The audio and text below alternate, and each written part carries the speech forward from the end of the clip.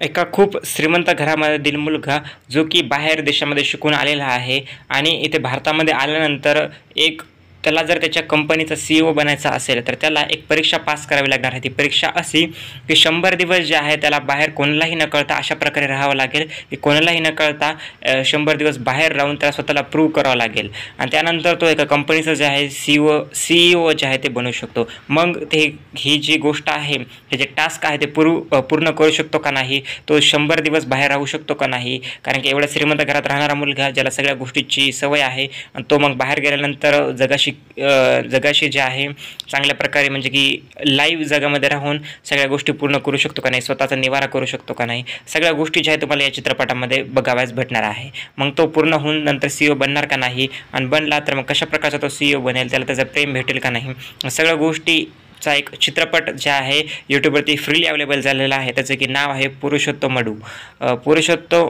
असं या चित्रपटाचं नाव आहे, जे की फ्रीली यूट्यूबवरती आहे। टाईमपाससाठी तुम्ही हा चित्रपट नक्की एकदा यूट्यूबवरती जे ते बघू शकता। मला तरी बऱ्यापैकी चांगला वाटला बघा, रेग्युलर जर कथा असली तरी चांगला होता। थँक्यू।